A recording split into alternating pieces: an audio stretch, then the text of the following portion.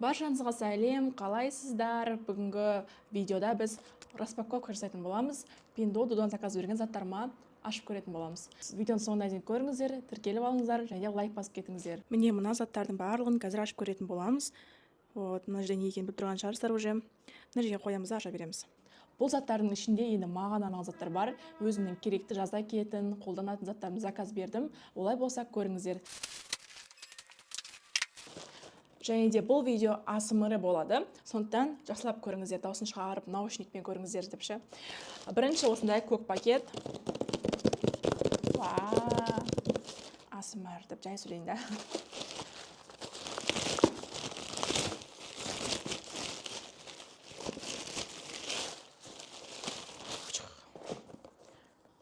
Ана менің аяқ киімім. Қазір көрсетемін сіздерге қандай аяқ киім екенін. Күшті екен ғой мынау. Қазір мына жаққа қоя тұрайын.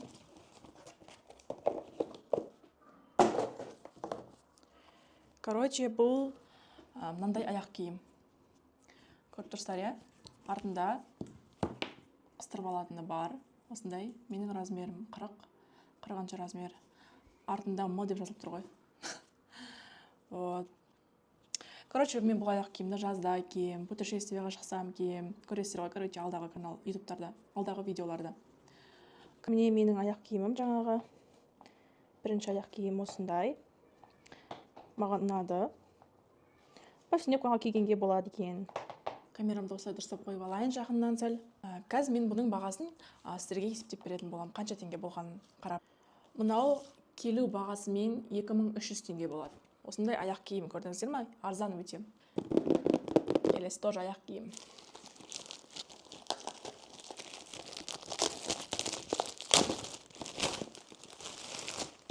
Мен негізі Pinduodu'дан заказ бергенде қатты жақсы көрем. Күшті! Туфли! Қазір ашып көрейін. Осындай туфлиді киюді армандап кеттім ғой, иншалла, күшті жаққа барғанда кием.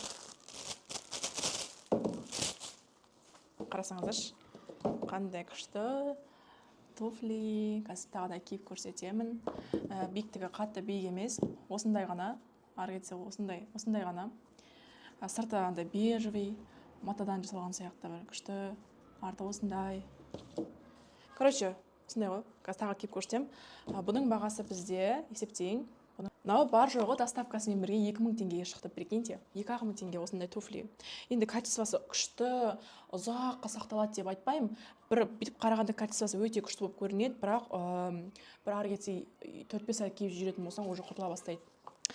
Енді бұл мен просто бір аяқ киімді ұзақ уақыт кие алмаймын. Мен әртүрлі кигім келеді, сол үшін арзан аяқ киім аламын да, оны тек уақытша ғана, кішкене ғана уақыт кием. Сол үшін осындай аяқ киімдер аламын. Мынау туфли осындай. Шапшақ болып тұр. Бірақ кішкене жүрген кезде бүйтіп қимылдап кетеді екен, аяқ бүйтпейді ше. Қимылдап бүйтпейді құлайын деп, потому что кішкентай да мен киіп көрмеймін өмірімде кішкентайын. Қисайып жүреді екен да жүрген кезде ше. В общем, мынау сынаған 8 деген баға берем. Түрі әдемі ше, бірақ жүрген кезде кішкене ыңғайсыздау екен да енді.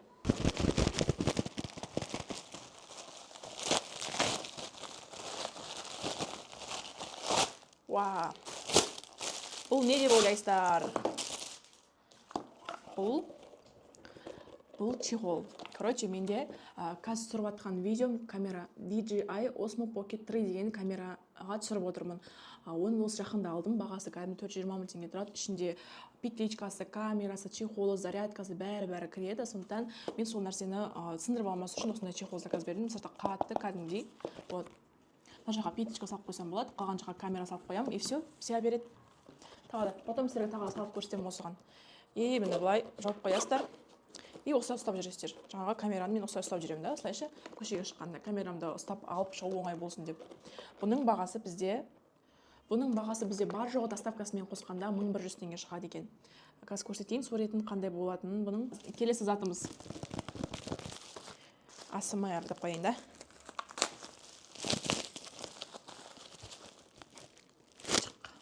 Ой, что это? Не заказ берген ұмытып қалдым ғой. Мынау не өз камераға не ма? Мынау менің камерамның несі ғой, короче, чехолы кетті ғой. Бұл күшті, өзім күшті күткен затым. Вау, бұл камераның чехолы, достар. Вау, күшті ғой мынау деген. Вау. Короче, осы жаңа көрсеткен камерамның сыртына чехол жоқ та, ол берілмейді да, сатып аласың. Сол үшін мен осындай чехол заказ бердім. Бұл камера өте нәзік, түсіріп алсаң бітті, короче, қолдана алмай қаласың. Сол үшін осындай чехол, камерама арналған чехол заказ бердім.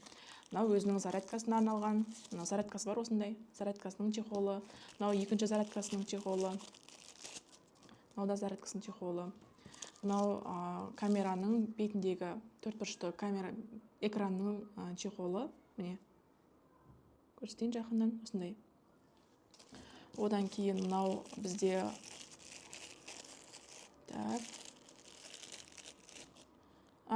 мынау бізде петличканың чехолы. Міне.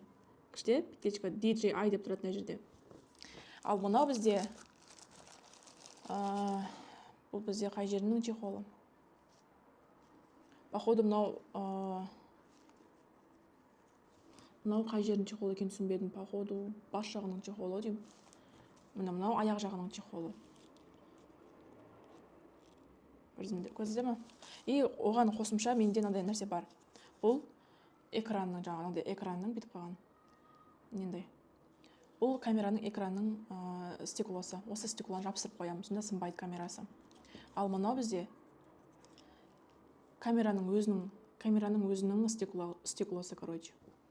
Все-таки 430 000 теңге алған нәрсені мен жақсылап қолданғым келеді. Сол үшін осындай чехолдар заказ бердім. Пиндошта барлығы бар ғой, енді біздің пиндош. Мынау заттар сол стеклоны жабыстыратын заттар ғой, короче. Бұның бағасы енді копейка тұрады. Қанша күшті чехол болғанымен қазір көрсетемін. Бұның бағасы 2,5 теңге тұрады екен. 2,5 теңге тұрады доставкасымен. Представляете? Так что смело алуға болады екен. Біздің Қазақстанда бұндай чехолды примерно 5-6 мың теңге аласың ғой. Бұл чехолдар 10-10 болды, короче. Ұнады маған. Енді роп-роз камера ұстап жүретін болам деп ше. Келесі. Вау.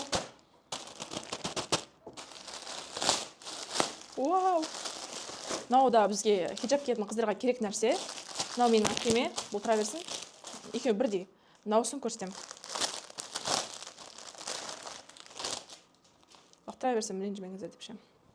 Короче, бұл осындай шал бар ғой.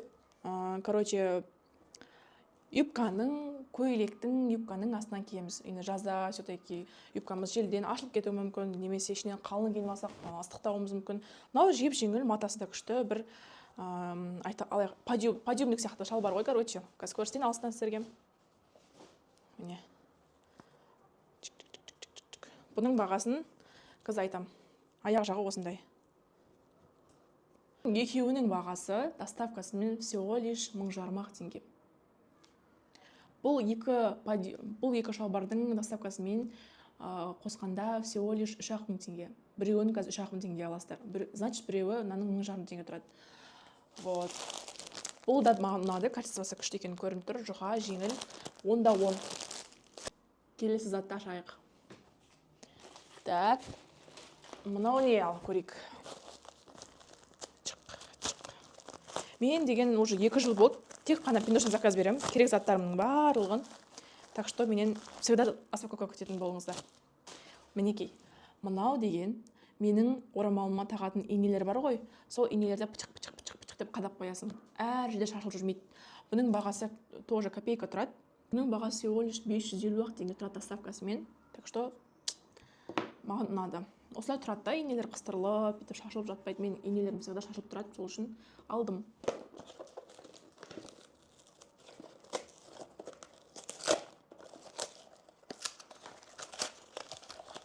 Бұл не деп ойлайсыздар? Бұл бізде очки. Кәдімгі очки сынбай кепті ма әйтеуір. Өмір очки заказ берсем сынып келеді да, иә. Ура! Қараңыздар. Аппақ. Бесцветный очки. Мынау не? Көзге арналған ба не? Зрениеге арналған ба не? Мынау зрениеге арналған очки ғой. Мынау зрениеге арналған очки сияқты, что-то білмеймін, көзім басқаша көріп кеткен ғой. Көріп кетті ғой, бірақ әдемі көріп кетті көзім. Әдемі көрсетеді екен, бірақ біртүрлі көрсетпейді, көзім ауырмайды, нормальный сияқты. Вот осындай очки. Қалай вам? Мінекей. Деп тұрсаң, негізі всегда очки заказ берсем сынып, біртүрлі болып келетін, негізі жараспай, кішкентай болып қалатын еді да. Ал мынау маған ұнап тұр. 10-10. Просто бұл кішкене бір зрениеге арналған ұқсап тұр да, көзім басқаша көріп кетті да. А так әдемі. Бұның бағасы всего лишь доставкасымен 1200 теңге шығып тұр. Как вам? Деп жүрем ба? Бұны шешіп қоя тұрайын енді, қазір әйтпесе көзім зрениеге арналмаған болған соң. Енді амал жоқ. Бұл қараңыздар жақта жазылып тұр ғой. -1-лерге арналған екен. Көзі -1-лерге арналған. Походу менің көзімде минус бар ау. Көзім күшті көріп кетті, ондан көріп. Киіп, то есть. Тоже күшті ұнады. Бізде распаковка ұнап жатса, обязательно тіркеліп қой. Потому что мен күшті қызықты видеолар шығарам. Распаковка, путешествие, балаларға арналған неше түрлі қызықты контент шығарам. Так что маған тіркеліп ал. Әлі мені ашатын заттар көп. Бұл не деп ойлайсыздар? Біліп тұрсаңыздар комментке жазып кетіңіздерші. Міне. Мынау не деп ойласаңыздар? Бұл бетке жағатын андай не бар емес па? Ұмытып қалғам ше.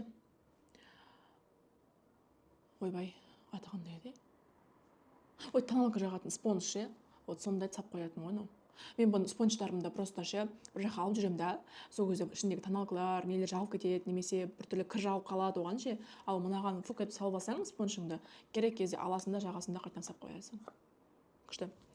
Бағасын айтатын болсам, 400 теңге доставкасымен, 400 теңге. Күшті ма? Келесі.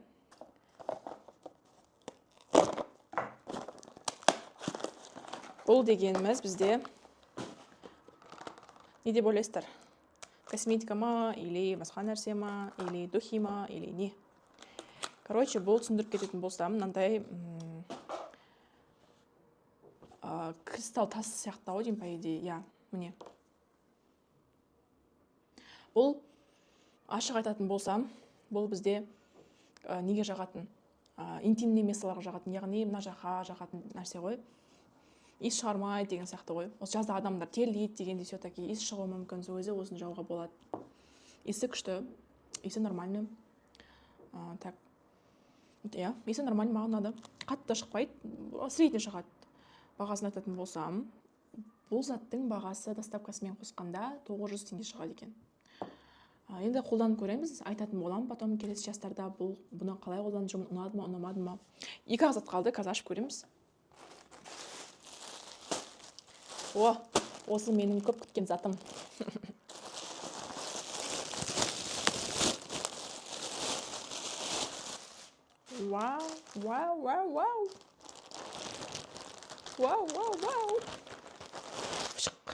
Короче, сразу көрсете берейін, не екенін таппай қойыңыздар. Табыңыздар деп миларыңызды ашып жіберген шығарым. Қазір көрсетем. Короче, бұл химар. Өте качествосы күшті. Дәл осындай химардың розовыйын киіп түскен болатынмын. Көрген болсаңыздар, инстаграмда фотосессия жасаған болатынмын. Дәл сол химар негізі әпкем болған болатын Пиндоштан. Енді мен ағым кеп кетті да. Ақ түсін алдым ғой, короче. Міне. Алды жағы осындай. Артқы жағы осындай. Киіп көрсететін болам келесі видеоларда. Бұның бағасын айтайын ба сіздерге? Химардың бағасы бар жоғы 8000 теңге тұрады доставкасымен. Сонда 7000 теңге тұрғаны ғой Пиндошта. Так что бәрін Пиндоштан заказ берсеңіздер тиімді шығады. Мен өзім 2 жыл болды уже Пиндоштан заказ беремін бүкіл заттарды. Үйімде почти Пиндоштан заттары. Короче, маған срочно керек болған зат болса, Пиндошта жоқ болған зат болса ғана осы қаладан аламын. Ал қалған күтетін заттарымды, керек заттардың барлығын Пиндоштан аламын. Так что өте тиімді. Келесі. Бұл соңғы зат. Аяқ киім болды.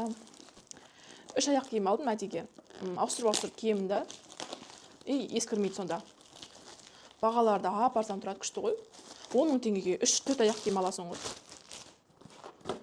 Мінекей. Вау! осындай аяқ киім мен көп күткен болатынмын ше. Ойбай, не алмай кетті. Осындай аяқ киімдер тренд болды ғой бір рет. Міне. Балетке қатысатын қыздар сияқты. Көрдіңіздер ме, күшті? Қандай күшті? 40-шы размер. 40-шы размер екен де, просто мен. Өзімнің жақсы көретін түсім ғой, көріп тұрғандарыңыздай. Бәрі бежевый. Үш аяқ киім де бежевый ғой, достар. Короче, ұнаса лайк басып кетіңіздер. Мен ссылкасын жіберемін сіздерге. Енді жаңағыдай ғой, ойлайтын шығарсыздар, ой, качествосы жаман, неменеге алады деп. Качествосы жаман болғанмен прям түрлері күшті. Бұны айттым ғой, көп уақыт келе алмайсың, бірақ бағасы да соған лайықты. Бар жоғы қанша теңге айтып берем. Мынаның бағасы доставкасымен бар жоғы 2300 теңге.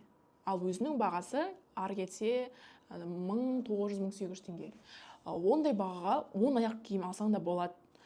Просто зато әртүрлі қылып ауыстырып киесің. Мысалы үшін аяқ киім ескірсе, басқа аяқ киім алам, бар жоғы 2000 теңгеме, дұрыс па?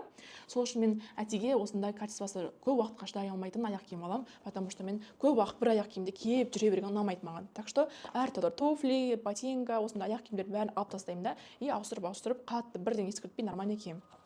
Вот. Мен мысалы үшін осы күзде бір күзде аяқ киім алдым. Осы қыста да кидім, оны поэзия қар көп емес кезде киіп шықтым да, ол уже құртылып кетті. Бір 4-5 ай кидім. Жыртылып жатыр да уже. Вот сол үшін ол аяқ киімді ұзақ уақыт киіммен састып деген сияқты ой болды да, и ала салдым. Бірақ маған түрі ұнайды. Бірден құртылып кетпейді, 4-5 ай кие бересің. Вот. Енді бұны мен осы жазда киіп шығамын. Осы жазда киемін, келесі жазда басқа аяқ киім аламын. Сондай ғой, короче, менің лайфхакым дейін ба. Қазір осылардың бәрін киіп көрсетемін. Мына аяқ киімнің осындай 3 аяқ киім болды, бәрі цветі бірдей ғой. Бәрі ыңғайлы, просто мынау аяғы кішкене қимылдап дірілдеп қалады, ал мынау тоже нормально, ал мынау бас жағы кішкене қысып тұрады екен. Нормально енді, азыздан кем да енді жүрген кезде. Солай. Енді мына шашып тастаған мусорларды жинауым керек. Оған мусор пакет аламын да, жинап тастаймын. Достар, осымен распаковка бітті. Қалай ұнады ма, сіздерге комментария жазып кетіңіздер. Және де тіркеліп лайк басып кетіңіздер. Мен үшін ол өте қажет. Мені қолдап, тіркеліп кетсеңіздер, мен көптеген қызықты видео шығаратын боламын. Ал всем пока. Келесі видеоларды күтіңіздер.